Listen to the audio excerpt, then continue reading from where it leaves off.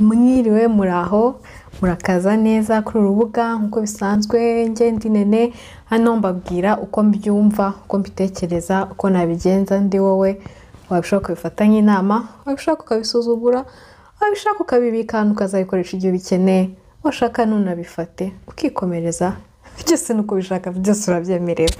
Okay, tudatinze rero nkuko mwabibonye ku mutwe w'iyi video uyu munsi nifuje kubasangiza ibintu bigeze kuri 4 ugomba kumenya cyangwa ugomba kwibuka mbere yo kugera kuri wa munsi wiyemeza kuvuga ngo yigo.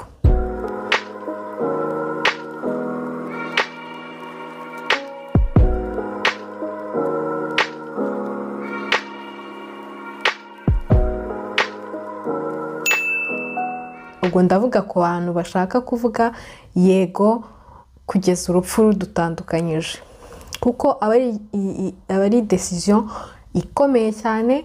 Sasa rero hari ibintu ugomba kumenya ukitegura ku buryo winjira mu kintu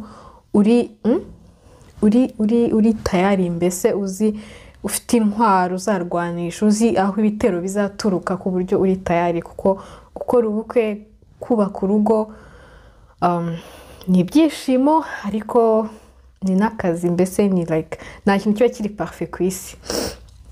Okay, rero icyambere nshaka ko umenya cyangwa wibuka nuko urukundo rugira ibice bibiri.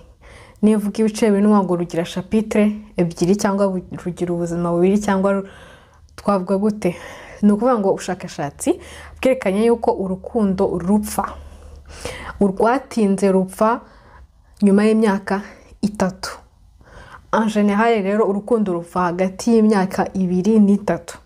Nkubwira ngo urukundo rurapfa ntago nkubwiye ngo nyuma y'imyaka 2-3 uzahita wumva umugabo wawe utakimukunda, uzahita wumva umugore wawe utakimukunda, mbese nta feeling nimwe ufite. Oya, ikizahinduka nuko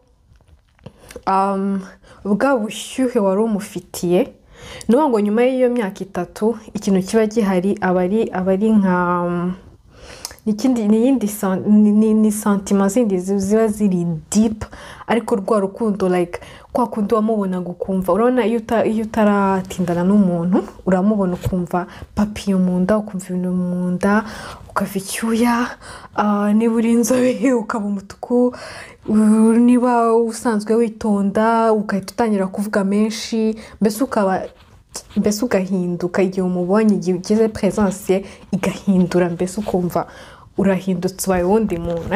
Ibyo ngibyo nibyo birangira nyuma y'imyaka 2, aho uba ufite gusa tendresse kuri we ariko ntabwo ufite rwa rukundo rwa fire. Uti kubera iki? Aho uzabirebera nuko mu myaka 2 ibanza 3 ubona umuntu ukunda ari igitangaza mu bakobwa ndabeshya cyane. Uri umuhungu ubona uwo mukobwa se buriya ajya kuri toilette, buriya ararya, buriya arasura, buriya inkari ze saba ari amata inshyushyu cyangwa kaju.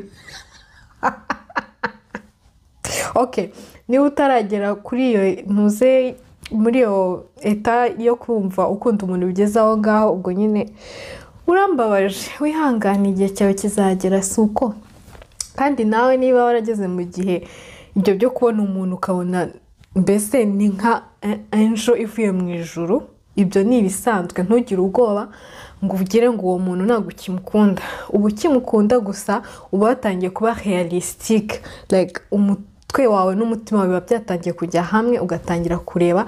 Ariho hahandi bavuga ko imyaka 6 ibanza ariyo ibikomeye, kubera ko nyuma y'iyo myaka 3 uba wabonye umuntu uwo ari we koko, uba waravanyeho niba navuga ni nka marinette, na marinette uba warambaye umureberamo. Noneho iyo imyaka 3 ishize ni nkaho ayo marinette avaho cyangwa agashiramo umuti ku bantu bambara marinette, ku buryo bituma ishusho wabonagamo umuntu ihinduka. So nyuma y'iyo myaka 3 nibwo igikurikiraho, ubwo nyuma y'imyaka 3 urukundo ruba rwapfuye, urwo ngurwo rwashyushyu ruba rwapfuye, hasigaye none rwa rundi haba hasigaye. Niyo mpamvu bavuga ngo kubaka urugo ni decision.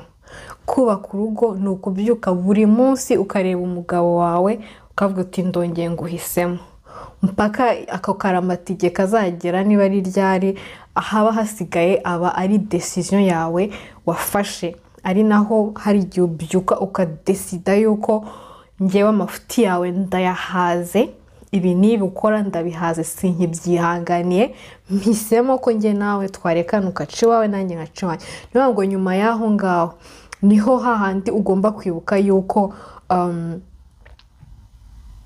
igisigaye ari wowe ugomba kudesida niba ushaka kugumana nawe uwo munsi, kuko ni choice.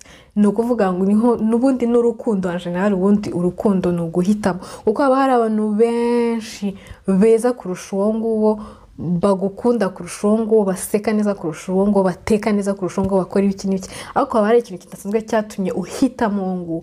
Rero kugira ngo urambe mu rugo ugomba kujya ubyuka buri munsi ukiyibutsa ko wamuhisemo, kandi ugahitamo kongera kumuhitamo buri munsi, ukanabyibwira mu mutwe, nongeye nguhisemo, nongeye mpisemo uyu nguyu, kugeza ako karamata. Muri icyo gihe rero niho, nkuko muri video y'ubushize nabivuze, aho ngaho niho ugomba kongera ukibuka za ndimi 5 z'urukundo, aho biba ibisigaye ari ushyiramo imbaraga. Nuba muri ya myaka 2 ya mbere, ibi n'ubu ukora ntago uba wabishyizemo ubwenge n'imbaraga n'intuze, haba ari ikintu kiri kugusunika mu mutima, wabona akantu reka nkamugurire, wabona ikintu reka nkimwereke, kaba kari kugusunika. Ariko nyuma y'iyo myaka 2-3 bisaba ko ubikora like imbaraga, ukabikora intentionnellement, kuko icyo gihe ntabwo biba bikizana nka mbere. Niho rero nakubwiraga yuko bisaba akazi, ukibuka ko umukunzi wawe akunda iki n'iki. Ejo ndimerutse kumva umugore avuga ngo ntabwo yarazi yuko kureba umugabo uri gusohora pubere hanze biri sexy byataye. Ako nakabanga mbibiye, niba uri umugabo kuba gusa wajya usohora pubere buri munsi umugore watabanje kubigusaba, biri sexy cyane kurusha ikisi. Bishobora kumushyira muri mood yandi yadanje kurusha uko wabanza ukamubyinira cyangwa ukamukorera ibiki. Okay, muzangurire. Icya kabiri rero, ugomba kumenya yuko ukoranye amasezerano n'umuryango partenaire wawe, umufasha wawe, umugabo wawe, uwo ngo nyine mukoranye ubukwe. Hari abantu benshi bajya bavuga ngo okay, ngewe nkoranye ubukwe n'uyu nguyu, ibyo umuryango we ntago bindeba. Hari n'abafite kuva urubuga ngo abantu mbere yo gukora ubukwe ngo sigaye babanza bakazanya ngo ugira nyoko, ugira abashiki bawe, wavuga ko nta bufite, akaba aribwo bakwemerera, kubera abakobwa batinya ba nyirawo ubukwe. Okay, ndasetse ariko ntabwo bisekeje.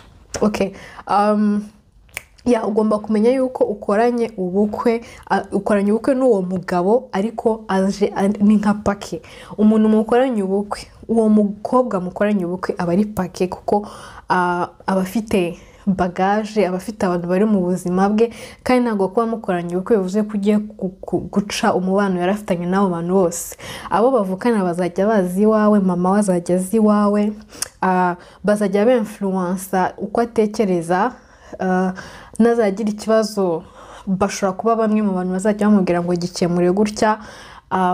Ni ukuvuga ngo ugomba kwiga kumenya umuryango w'umuntu mugiye gushakana, ukamenya ngo impamvu ari na ngombwa kumenya ibyo ngibyo ni ukubera ko bigufasha kumenya imico mibi iwabo bashobora kuba bafite, ku buryo witegura ukavuga uti okay, tuvuge niba ubonye ko mama w'umugore wawe ari umugore twavuga gute, usuzugura, ugira umutima mubi, utagira urukundo, udakunda abantu baza gusura mu rugo rwe, utazi kwakira abantu, hari nka 50%, hari 50% yuko uwo mugore ugiye gushaka ameze gutyo. Ashobora kuba nawe ari umugore udakunda abashyitsi, ariko kuko nibyo yakuze abona, ntabwo bamwigishije ukuntu ko kuba sociable n'ibiki n'ibiki. Iyo 50% yindi ndayisigira ko yagiye hanze akiga indi mico, yagiye muri Leta yakuze, okay, iyo ni possibility. Ariko still ni ngombwa kumenya, kuko iyo urebye ukuntu mama we arakara, iyo ukuntu yifata iyo yarakaye, like muri famille, dynamique ya famille y'umuntu iramu influence cyane. Ibyo ni ibintu twese tuzi ko ahantu ukuriye hatuma uba uwuriwe. Tuvuge ku cya gatatu.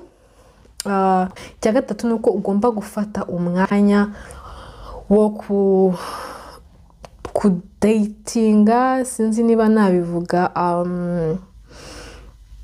gusohokana. Ariko iyo mvuze gusohokana uko abantu bahita bumva kujya mu kabari cyangwa muri restaurant, nuvuga ugomba gufata umwanya uri bube ufitanye umubano n'umuntu ariko mbese gufata akanya ko kumumenya.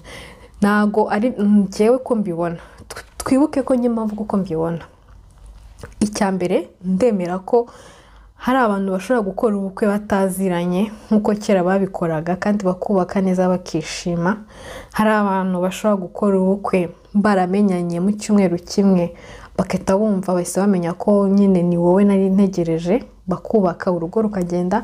Hari abantu bamara imyaka 5 baziranye bakora ubukwe bagatandukana mu mwaka wa 2. Ni ukuvuga ngo muri ibyo byo gutandukana n'ibiki byose nta family ifatitse iriho. Ngiye ibyo ndi kuvuga, ndavuga ikintu cyagufasha kongera chance zawe zo gutinda mu rugo, kongera chance zawe zo kwishima mu rugo, kugira ngo icyo ngicyo kirumvikanye. Impamvu rero ukwiye kubanza kumara akanya,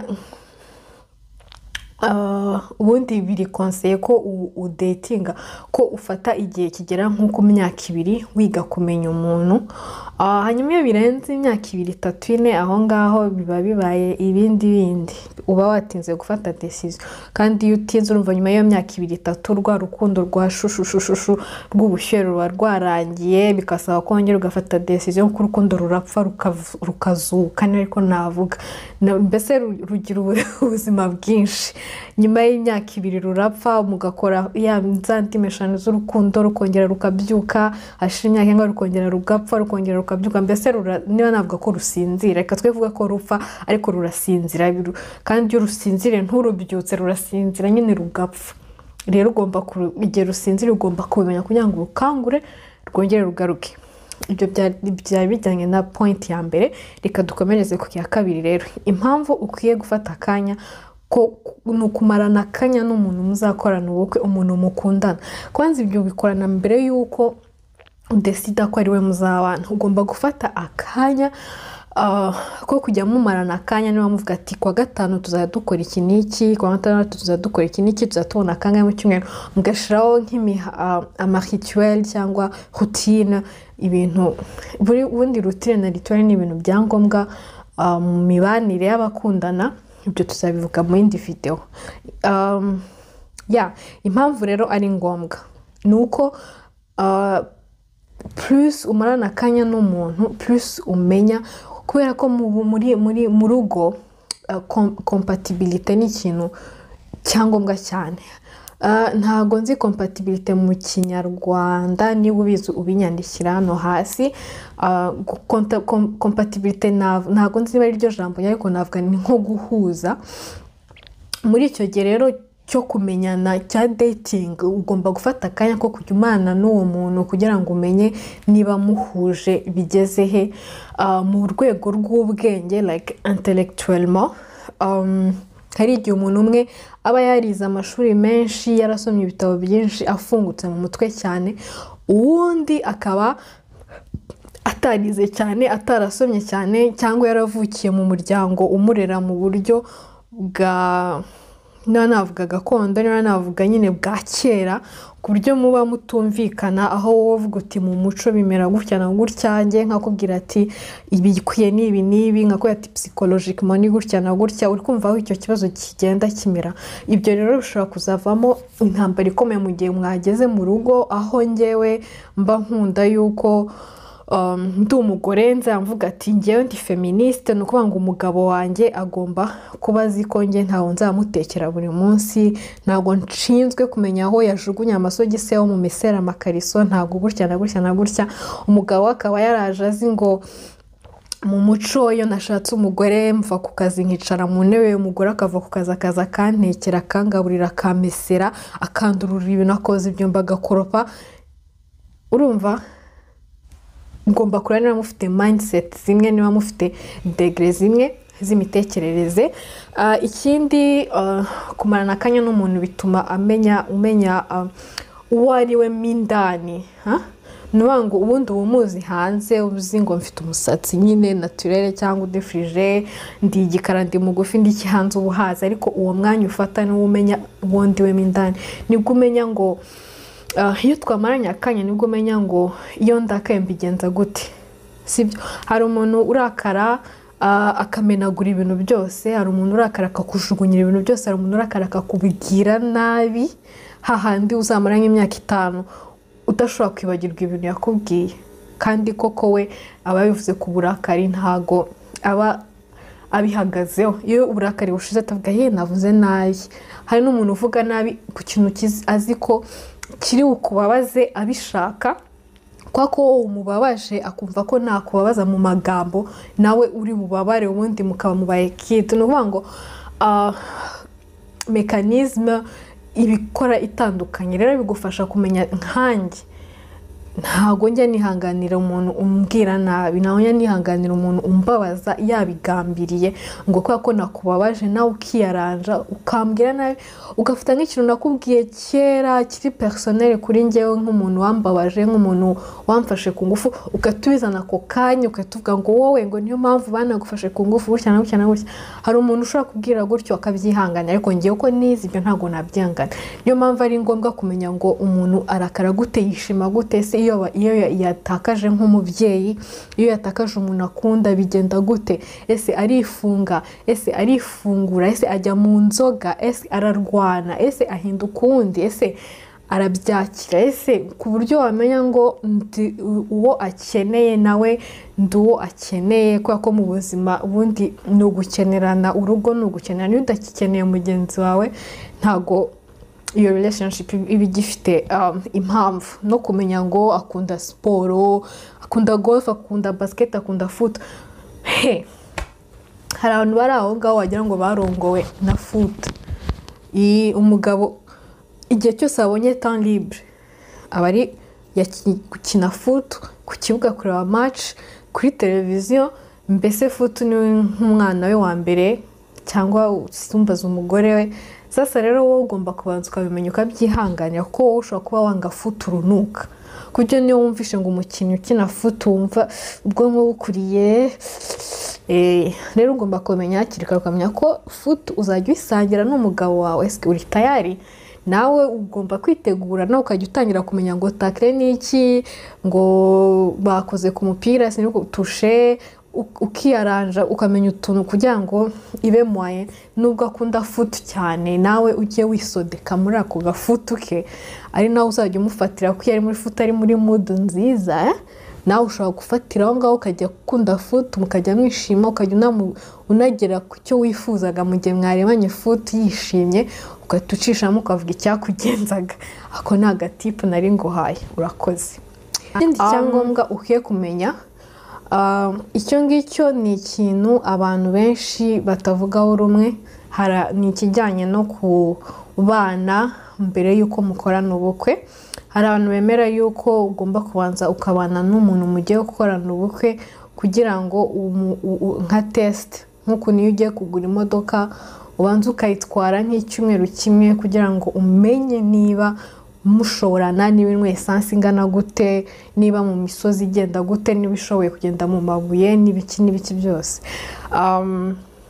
rero nk'abantu b'abakristu ntabwo ibyo ngibyo babyemera kuko bifatwa nk'icyaha abantu b'abakristu mugomba kubana rimwe byaba ngombwa mukaba mutaranakoze imibonano mpuzabitsina mbere yuko mukora ubukwe ku bakristu rero icyo ni ikizira hari n'abandi rero batari abakristu ariko batabyemera kubera umuco kubera ko umuco nyarwanda utemera ko umugabo umuhungu n'umukobwa mbese ibyo babyita kwishingira ko mwabana mutakoranye ubukwe hari n'abandi wa gatatu batabikora kubera gusa batinye amaso y'abantu uyu munsi rero ngewe ndatanga igitekerezo cyanjye niba ushaka kubana n'umuntu mbere yuko mukoranye ubukwe ni uburenganzira bwawe bikora uko byumva do you boo bikora uko byumva ariko njye igitekerezo cyanjye nuko niba ugiye kubana nawe wibwira yuko muri icyo gihe muzabana uzaba uri kwiga kumenya niba yaba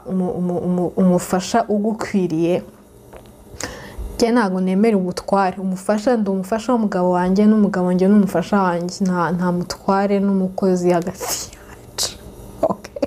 Ako nakari gaciyemo. Ubwo ibyo mbivuze kugira ngo nizamvuga umufasha ujye wumva ko ari umufasha mu buryo niba yaba umugabo yaba umugore, atari ukuvuga ngo nimvuga umufasha ngo bivuze ko ari umugore. Umufasha ni umuparteneri wawe. Rero niba ushaka kumenya yuko umufasha wawe ariwe ugukwiye, ntabwo kubana nawe mbere y'ubukwe ariyo solution. Kubera iki? Kubera ko ntabwo ushobora gusimula, like simulating, sinzi iryo jambo mu cyongereza, ntabwo wakwijijisha kuko ubundi urugo ni commitment, ni ukwiyemeza. Ni ukuvuga ngo muba muri kumwe kubera ko hari n'igihe gukorera ikintu wumva utakwihanganira, ariko kubera ko uzi ko warahiye imbere y'Imana n'abantu n'imiryango ko muzabana karamata, ukakimira, ukabyihanganira, ukabireka bigacaho. Ariko mu gihe mubana muzi ko ngewe ejo nshobora kubyuka nkazinga utwanjye, ejo ushobora kuzinga ni ukuvuga ngo nta kintu nta mugozi udufungiye hamwe, sibyo? Nta mapingu ariho, kuko urugo haravuga ko ari nk'amapingu cyangwa prison. Ni ukuvuga ngo turi libre twese. Rero ntago muri icyo gihe tubana tutarakoranye ubukwe, ntago ibyo turi kubonamo ariko urugo ruzaba rusa. Sinzi niba icyo kintu cyumvikana. Ni ukuvuga ngo wowe wabikoze, urabona imodoka yo wayiguze ukayigendana ukwezi, uko nguko imeze niko izakomeza niba nta tundi tuntu twihishe inyuma. Usibye ko iyo teori nayo ushobora nayo ntabwo ifatitse. Imodoka nshyashya hari ibintu ikora ku buryo iyo hashize imyaka 3 hari ibintu iba yarakoraga mbere itagikora ubu ngubu. Hari yenda ukuntu soundinga birahinduka cyangwa ibiki. Niyo teori nayo ntabwo nayo ubwayo ntabwo nyishyigikiye yuko iyo utestinze imodoka umenye exactement ukizamera. Gusa biguha ide na feeling yo kumenya iri comfortable ntabwo iri comfortable muri icyo gihe cy'akanya gato, ariko muri future ntabwo ubuze exactement niyo modoka nizabimeze. Dusubiye ku bantu rero, nari ndi kuvuga yuko imodoka kuyitwara sumvuze ibiki. Dusubiye ku bantu, gupima kubana mu rugo ngo kugira ngo biguhe ishusho y'urukuntu muzabana mwarakoze ubukwe, ntabwo ari byo, kuko iyo shusho uba ufite ntabwo aba ariyo y'urugo. Iyo shusho uba ufite n'ubundi ni ishusho y'umuntu mukundana mubana, ariko iyo hajemo umugabo n'umugore mwasizanye imbere y'amategeko, imbere y'Imana, imbere y'abantu, ibintu byose birahinduka. Ukuntu witwaraga, ukuntu watekerezaga ku byo wifuza ejo, ukuntu watekerezaga ku byo expectations wari ufite kuri uwo muntu irahinduka, kuko ubu yabaye umugabo wanjye, nabaye uwe, yabaye uwanjye, twabaye umwe. Urumva iyo mutaragera kuri iyo etape ntago ishusho uba ufite ntago ibisa neza n'ukuntu urugo ruzaba rumeze. Ngira ngo icyo kirumvikanye. Icyanyuma ariko kitari like last but not least, gikomeye cyane, icyanyuma kandi gikomeye, nuko ugomba kubanza ukimenya mbere yo gukora ubukwe. Nkuko nari nabivuze mbere, ntabwo nshyigikiye ntabwo nari nabivuze, ariko reka mboneraho kubivuga. Ntabwo nshyigikiye umuntu ukora ubukwe, cyane cyane nk'umukobwa. Usanga mu Rwanda umukobwa arangiza secondaire afite imyaka 18,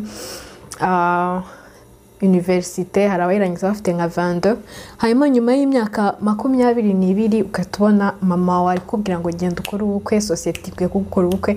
Byo ntabwo mbishyigikiye. Ubundi imyaka myiza y'umukobwa kuko abakobwa nibo bakora ubukwe hakiri kare, at least tegereza ugere imyaka 24, kuko mu myaka munsi y'imyaka 24 ubu ukiri umwana mu mutwe. Kubera iki? Ntabwo uba wakimenye. Njyewe ubwanjye nifatiyeho urugero, nyifite imyaka 22, umva ntandukanye cyane, uko meze ubu bitandukanye cyane n'ukuntu nari meze muri iyo myaka mfite imyaka 22. Ntabwo uba wiyize mu rwego rw'akazi, ntabwo uba uzi ngo ndashaka kuzagera aha n'aha.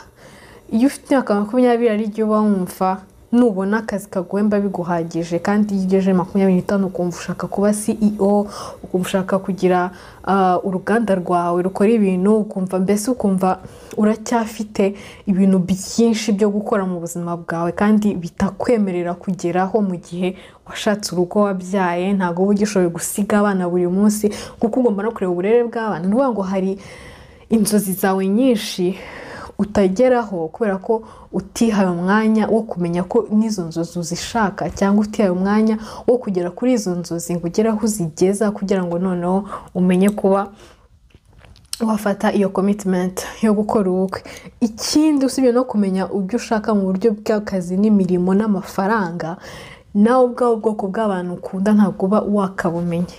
Mu myaka 2 icyari kimpagije, nako mu myaka 22 icyari kimpagije nuko nabonaga umugabo apfa kuba ahembwa ku kwezi, akaba asa neza ku mubiri, avuga neza igifaransa cyangwa icyongereza, nkahita numva ngewe ngo arampagije ashobora kuba umugabo wanjye. Ariko ubu ngubu aho bigeze maze kumenya ko ibyo ngibyo bitampagije, maze kumenya yuko nshaka umugabo ufite imitekerereze ikuze, ufite inzozi zikomeye, ushaka kuzagera kure muri make, atari ubaho kwezi yatahembwe n'ibyo udashobora kubona promotion, uzaguma ari umukashi, uzaguma ari umuki. Urumva icyo gihe mbikora icyo gihe umunsi nakuba ndi kwicuza, nakuba yenda narashwanye n'umugabo wanjye ko nari kujya mbona ari umugabo w'ikigwari udashaka gutera imbere, udafite inzozi.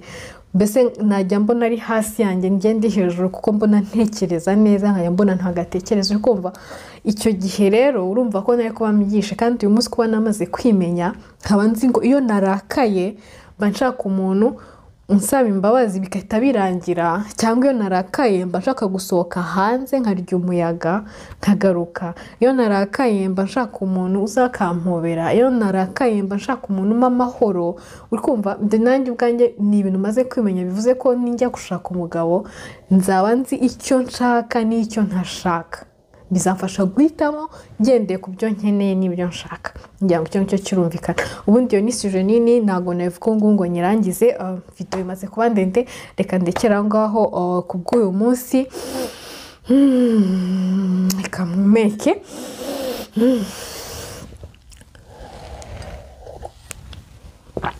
Okay, mwakoze kubana nanjye rero, murabe igiciro, mukomeze munteze imbere, mukande like, subscribe, share, sibyora. Murakoze rero, naho ubutaha, mugire weekend nziza.